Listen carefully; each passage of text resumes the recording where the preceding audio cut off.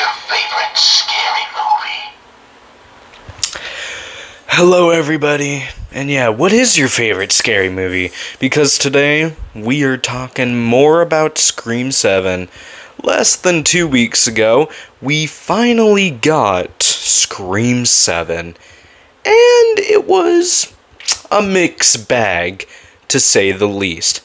In my opinion, I thought it's a fun, heck of a good time for the first bit. And then the third act is just straight trash. And now we gotta get to talking about the killers and ranking them from worst to best. Because, man, these killers are, in the new Scream film, they're pretty trash, I'm not gonna lie. So we're just gonna rip off the band-aid here and get right into the conversation. Let's get it! Okay, in last place in 17th place, we have Greg. Dude, he's literally in the movie, like, for a single second, and that's his corpse. That's the only time he's ever shown throughout all of Scream 6. He does absolutely nothing. Literally, he does absolutely nothing, if I'm being completely honest here. In 16th place, I have Jason, and this is also the same thing. I think he has a really good beginning kill with Laura, him killing Laura, and then that whole sequence, and then he gets killed by Detective Bailey. All some really good stuff. He's cool, he's a good killer. It's just he's barely in the film, but there was so much potential for him. But unfortunately, he's just not really in the film, which is why he's so low on the list. But in 15th place, now we are getting into spoiler territory, we have The Therapist.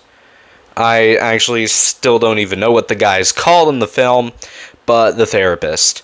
Yeah. He's also tied with Carl for 14th and 15th. They're both tied because they're equally bad. I think Jason is good, but just because he's barely in the film, he deserves to be this low on my chart for the killers, and I think it's pretty reasonable. But with both Carl and The Therapist, they're not even in the film that much either. They're both in one single scene before the killer reveal. I think Carl might actually win this fight, mainly because of that house scene alone. I mean, dude, he flips over a dresser.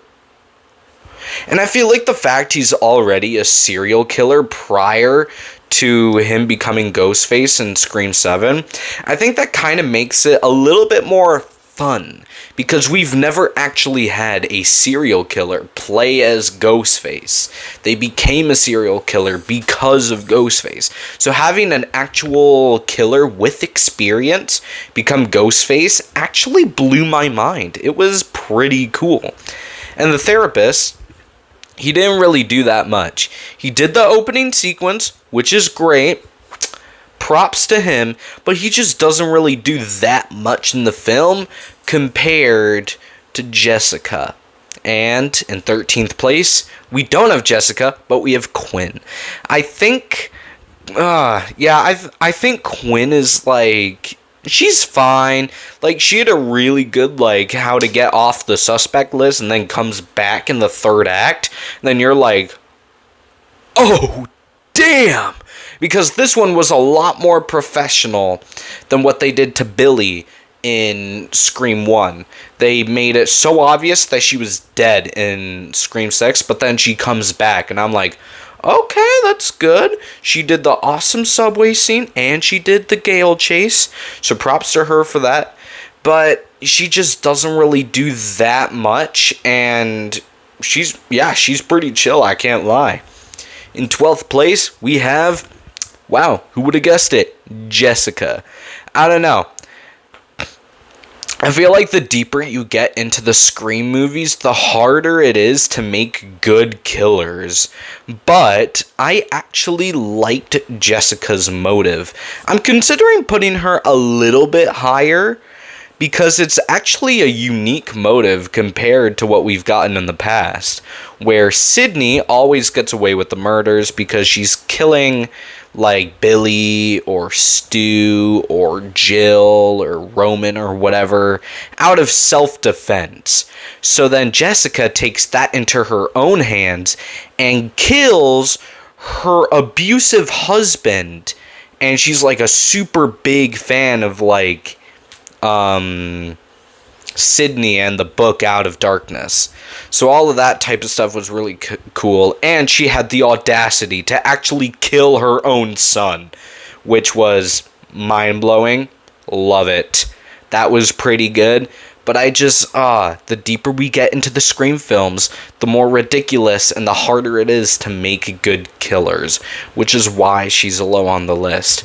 And also, I've only seen Scream 7 twice, so upon rewatch, they will be getting better, because that's kind of me with a lot of the Scream 6 like killers and stuff. I don't like the finale, or I don't mind the finale as much as I did. Like, I think the finale is completely tolerable, and I think the finale for Scream 6 is good upon rewatch. Like, at first I was like, okay, it's fine, I guess.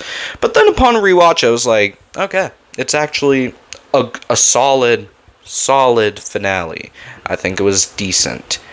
And in 11th, we have Nancy Loomis. It's just super basic.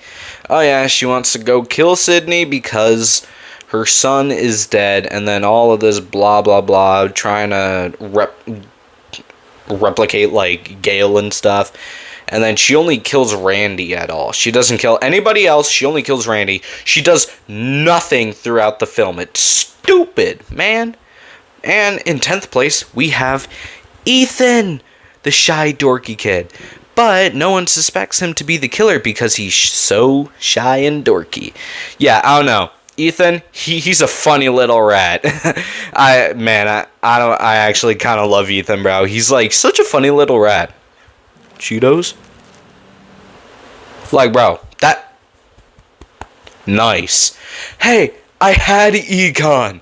Like, dude, this guy was so obvious that he was the killer. It was so funny. And honestly, the Annika sequence, all of that... Okay, Ethan, that's some good stuff. And he kind of goes crazy throughout the finale. I'm not gonna lie. He kind of goes a little bit crazy. But Ethan, he's chill, bro. He's pretty cool. Jack Champion's also a pretty cool guy, like the actor for him. So I think 10's pretty solid. In 9th place, we have Richie Kirsch. And this is kind of the same situation as Nancy, where he does absolutely nothing.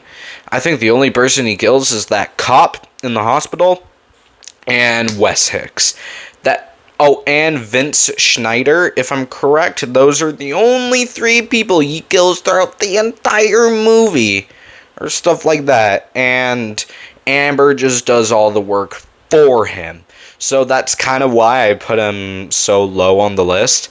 And he's just kind of like cringe throughout the finale. And he's like, ha, yeah. I don't know, man. He's just not really my type of guy throughout the finale, if I'm being completely honest here. In 8th place, I have Charlie. Yeah, Charlie Walker. He's Charlie's actually pretty cool. I think Charlie's a pretty cool guy. He's so brutal, dude. Like, honestly, I think Charlie is the most brutal Ghostface we've ever had besides Carl in the house sequence. Like, this guy did not hold back on Olivia whatsoever.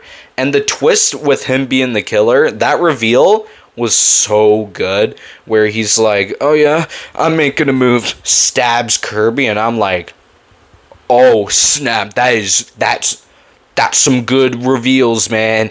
Where are those reveals, honestly? But his motive is so stupid. He's doing it for Jill, while the other people, they're doing it like because like they're peer pressured, like Stu or stuff like that. Like, come on, like, dude. But in 7th place, I have Bailey. And if I'm being honest, yeah, he has the same motive as Ethan and Quinn. But his brutality throughout the film? Oh my god! Honestly, Bailey is so underrated. I mean, that whole bodega scene. Oh, dude. That bodega scene is heaven.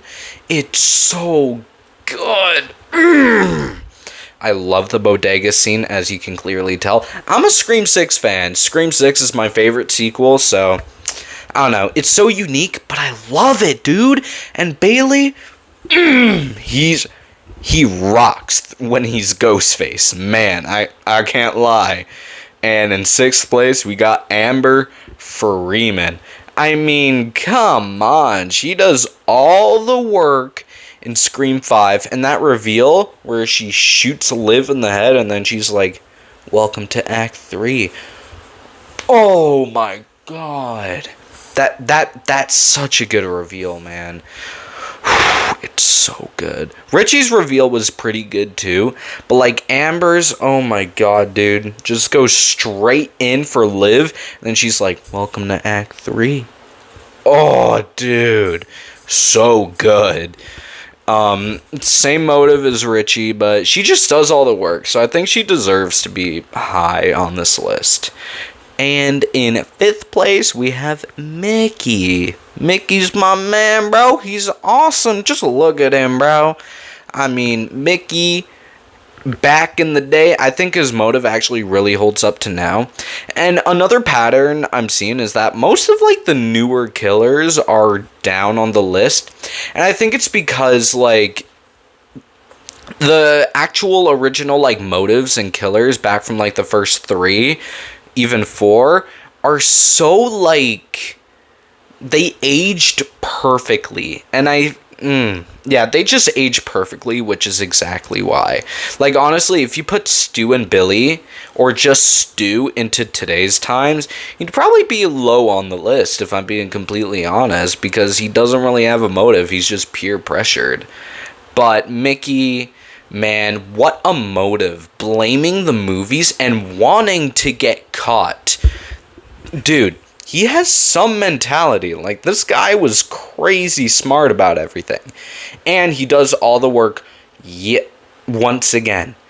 And, man, he's crazy. That's all I can say. And in 4th place, we have Roman Bridger. Possibly the best motive out of everybody. Because family issues, Sydney. Yeah, this is the end of the trilogy, Sydney. Man, he does really good as Ghostface. I mean, dude, this guy went solo. How do you expect him not to be this high on the list?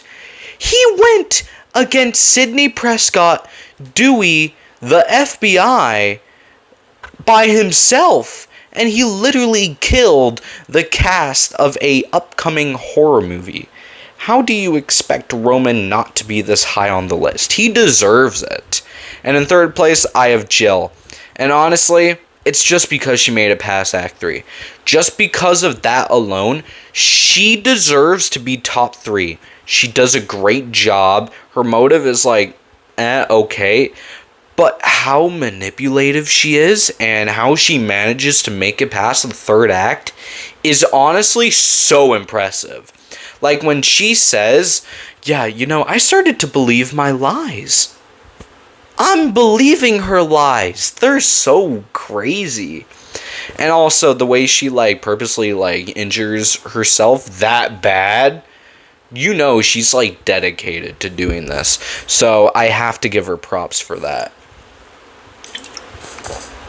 And in 2nd place, we have Stu Macher. Stu Macher, yeah, bro. I mean, dude, this guy's house is in 3 Scream movies now. 4, actually, if you count Scream 3, which is technically a set, but it's still the Macher house. It counts.